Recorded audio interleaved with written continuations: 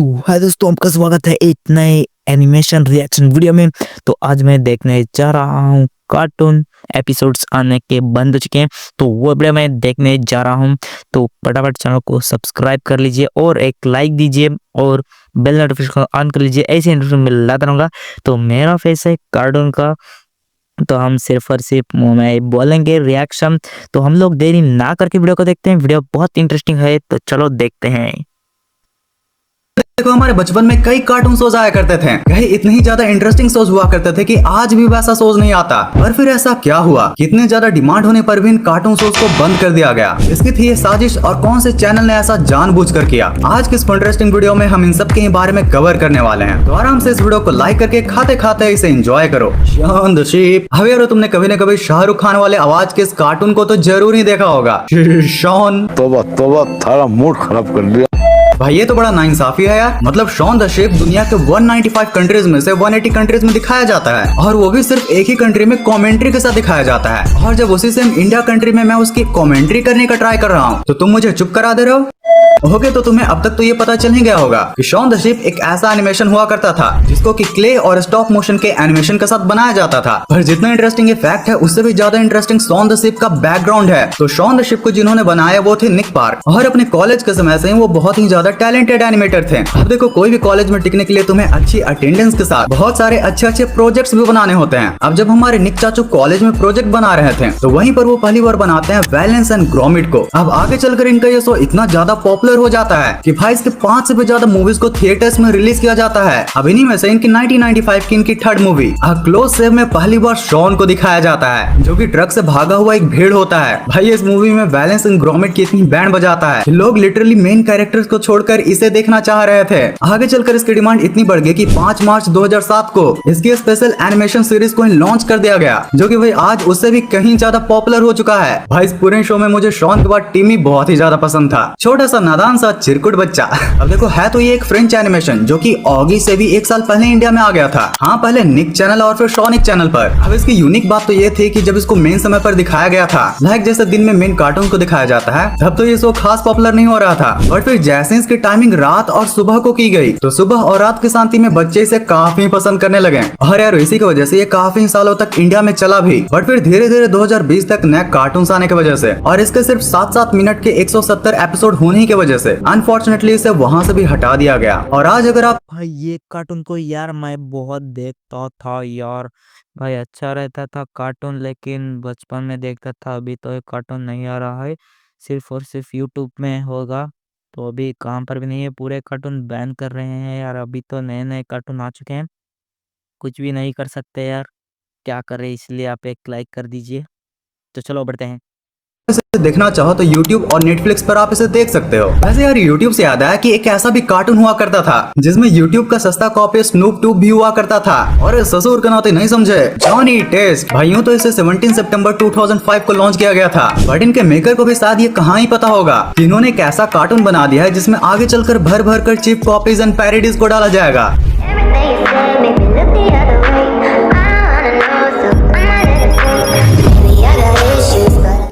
Okay, तो इस cartoon में होता है जॉनी टेस्ट। जॉनी टेस्ट की 2 बहनें और उनके मॉम डैड। लेकिन जॉनी टेस्ट के बाद जो कैरेक्टर मुझे सबसे ज्यादा पसंद था वो था ये डकी। डकी द डॉग नहीं, डकी द भोजपुरी भैया। ससुर के नाते भाई इसकी क्या ही डबिंग की गई थी यार। और हमारा फैसला ये है कि हम उस गोलगप्पे के लिए अपनी जान जोखिम में नहीं डाल सकते जिसे सोना और सुजन पसंद है।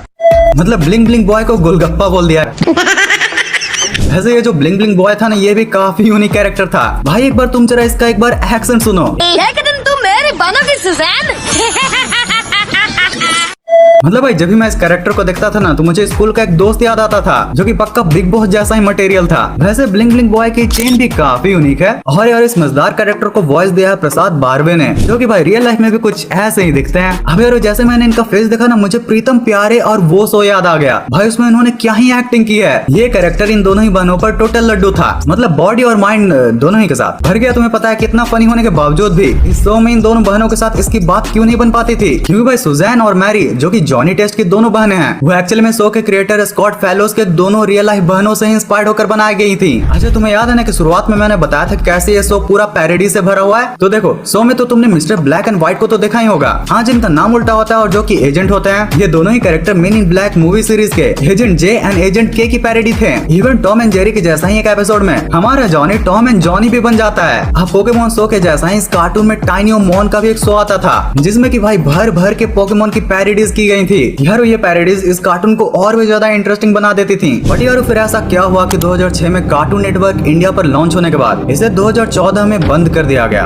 अब यार देखो, अमेरिकन कार्टून होकर भी 8 सालों तक इंडिया में चलना ये खुद में एक बहुत बड़ी बात होती है, क्योंकि जापानीज एनिमे जहाँ पर हमें इमोशनली कनेक्ट करती है, वहीं पर अमेरिकन कार्टून एकदम फास्ट पेस्ड होते हैं। शरारते, मस्ती, नटखटपंती भर भर कर होती है उनमें, इसलिए जल्दी कई पेरेंट्स उनको देखने भी नहीं देते। और जॉनी टेस्ट के सिर्फ 117 एपिसोड इंडिया में 8 सालों तक चलाए गए हैं, जिसके बाद ऑब्वियस ही बात है कि जब नए शोज आएंगे तो ऑडियंस उस तरफ ही शिफ्ट होगी। भाई ओरिजिनली अगर अमेरिका में इसके 117 से भी ज्यादा एपिसोड बन गए होते हैं तो मेरे ख्याल से आज भी इस कार्टून को आराम से दिखाया जा सकता था। अब देखो 2021 में इसके नए सीजन को तो लॉन्च किया गया है, बट 2014 से 2021 तक मोस्टली गायब होने की वजह से अब इसके राइट्स को नेटफ्लिक्स को दे दिया गया है। वैसे अगर तुम इस कार्टून के तगड़े फैन रहे हो तो जरा मुझे ये बताओ कि ये चेन और ये यूनिक स्टिकर किसकी है। वीडियो को लाइक और कमेंट करके जरूर बताओ। मैं तो ये कार्टून नहीं देखता था, क्या आप देखते थे? देखते हो तो कमेंट करो फटाफट, और भाई मुझे बोलो एक कार्टून का आप देखते थे करके।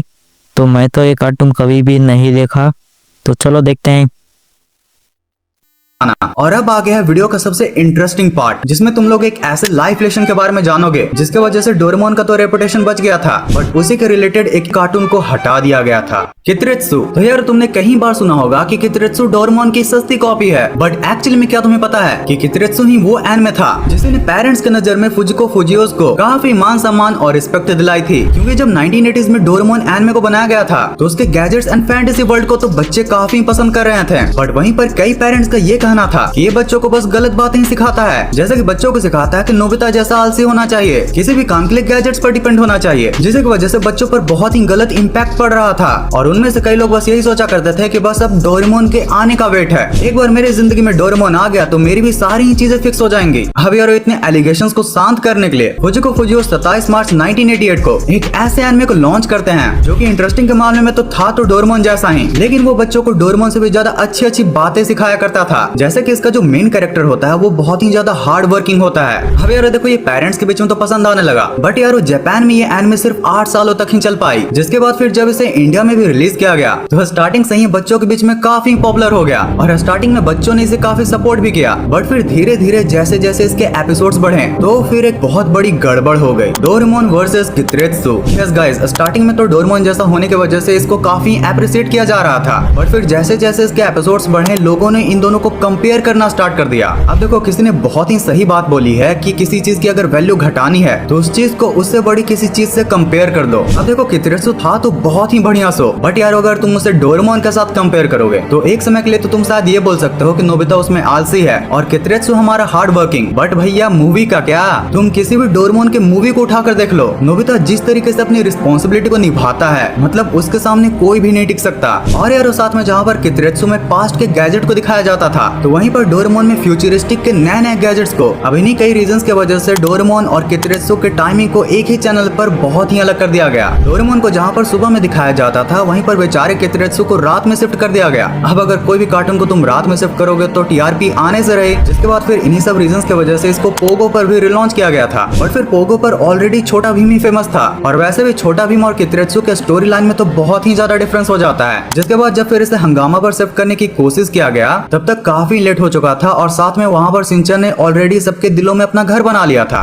भाई कितनी ट्रेजिक स्टोरी है यार इसकी। काश अगर ये सही चैनल पर और सही टाइमिंग के साथ लॉन्च होता तो आज शायद ये निंजा हथौड़ी की तरह इंडिया में काफी पॉपुलर भी होता, और आज शायद इसके नए एपिसोड्स भी बन रहे होते।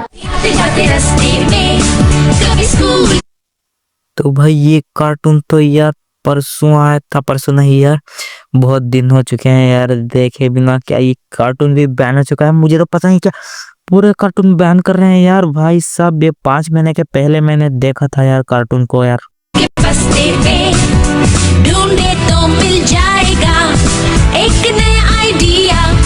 वैसे यार एक छोटा सा फन फैक्ट बताऊं, कितरेत्सु के एपिसोड 205 में जब कितरेत्सु ये सब नूडल खाने के लिए बाहर जा रहे होते हैं तो वहां पर भी मिल जाता है ये नूडल ईटर। लो भाई आज ये नूडल ईटर की मीम सेव ही कर लो। मतलब कहाँ है भाई तू। किसी एक वेबसाइट पर मैंने ये पढ़ा था कि इसे टीवी पर डोरेमोन और शिनचैन से भी ज्यादा दिखाया गया है। भाई उस समय तो मैं उस वेबसाइट पर हंस दिया था, पर अब मुझे धीरे धीरे डाउट होने लगा यार। Japanese variety shows. भाई ये बास्केटबॉल ये सबसे फनी था गुरु। Naruto your dad isn't dead, he is alive in Pokemon. भाई हेड वाले बैंड के बिना भाई वीडियो तो खत्म हो चुका है, इतना ही था वीडियो। भाई वीडियो कैसा लगा, अच्छा लगा तो एक लाइक कीजिए, सब्सक्राइब कीजिए, ऐसे ही इंटरेस्टिंग बेल ला करूंगा। तो भाई ऐसे ही नेक्स्ट वीडियो बहुत खतरनाक लाने वाला, फटाफट चैनल को सब्सक्राइब कर लो यार। सब्सक्राइब किए बिना ही मत जाना, सब्सक्राइब जो नहीं किया यार सब्सक्राइब करके जाना। वीडियो को पूरा देखे, सब्सक्राइब नहीं करते सब्सक्राइब करो। चलता हूँ, बाय बाय बाय। कमेंट करके जाना वीडियो कैसा लगा।